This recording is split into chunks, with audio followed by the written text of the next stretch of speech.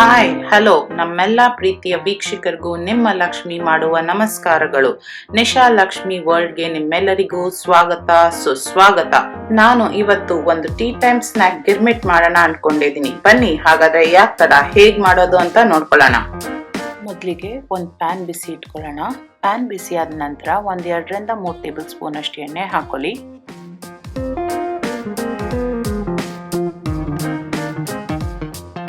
ಎಣ್ಣೆ ಬಿಸಿಯಾದ ನಂತರ ಸಾಸಿವೆ ಹಾಕೊಳ್ಳಿ.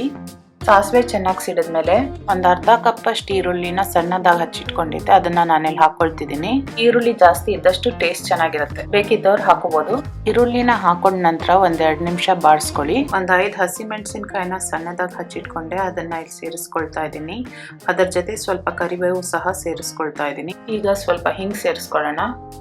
ಇದೆಲ್ಲ ಸೇರಿಸ್ಕೊಂಡ ನಂತರ 1-2 ನಿಮಿಷ ಬಾಡಿಸ್ಕೊಳ್ಳಿ.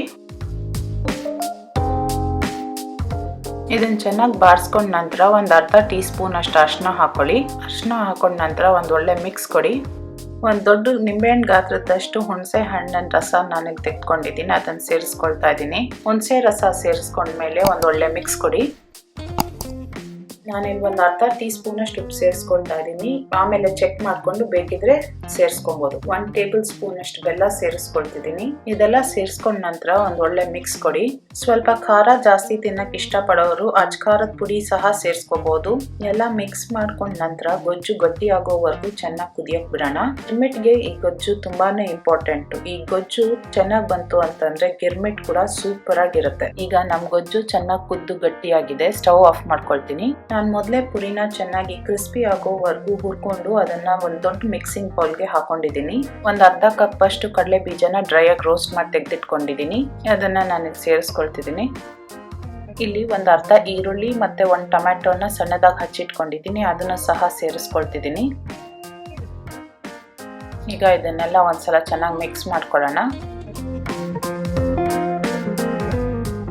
ಇದನ್ನೆಲ್ಲ ಚೆನ್ನಾಗಿ ಮಿಕ್ಸ್ ಮಾಡ್ಕೊಂಡ ನಂತರ ಮಾಡಿರೋಂತಹ ಗಿರ್ಮಿಟ್ ಗೊಜ್ಜನ್ನು ಸೇರಿಸ್ಕೊಳ್ಳೋಣ. ನಾನಿಲ್ಲಿ ಒಂದು 4 ಟೇಬಲ್ ಸ್ಪೂನ್ ಅಷ್ಟು ಸೇರಿಸ್ಕೊಳ್ತಾ ಇದ್ದೀನಿ. ನಿಮಗೆ ಎಷ್ಟು ಬೇಕೋ ಅಷ್ಟು ನೋಡ್ಕೊಂಡು ಮಿಕ್ಸ್ ಮಾಡ್ಕೊಳ್ಳಿ.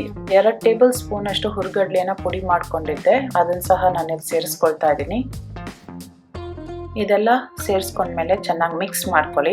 ಅಕಸ್ಮಾತ್ ಗೊಜ್ಜು ಜಾಸ್ತಿ ಮಿಕ್ಕೋಯ್ತು ಅಂದ್ರೆ ಅದನ್ನ ಫ್ರಿಡ್ಜ್ ಅಲ್ಲಿ ಸ್ಟೋರ್ ಮಾಡ್ಕೊಂಡು ಅದನ್ನ ಇನ್ನೊಂದ್ ದಿವಸ ಉಪಯೋಗಿಸ್ಕೋಬಹುದು. ನಾನಿಲ್ಲಿ ಕೊತ್ತಂಬರಿ ಸೊಪ್ಪನ್ನ ಬಳಸಿಲ್ಲ, ಅದನ್ನ ಹಾಕೊಳ್ಳೋರು ಬೇಕಾದ್ರೆ ಹಾಕೋಬಹುದು. ನಮ್ ಗಿರ್ಮಿಟ್ ನ ಪ್ಲೇಟಿಂಗ್ ಮಾಡ್ಕೊಳ್ಳೋಣ.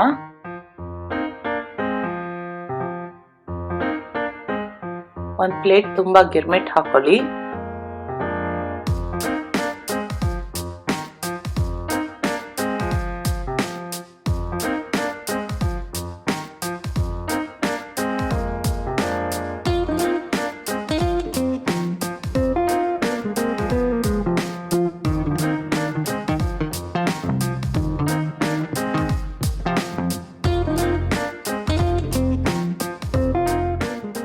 ಕೊನೆಯದಾಗಿ ಸೇವ್ ಹಾಕೊಳ್ಳಿ. ಗಿರ್ಮಿಟ್ ಈಗ ಸವಿಯಲು ಸಿದ್ಧ.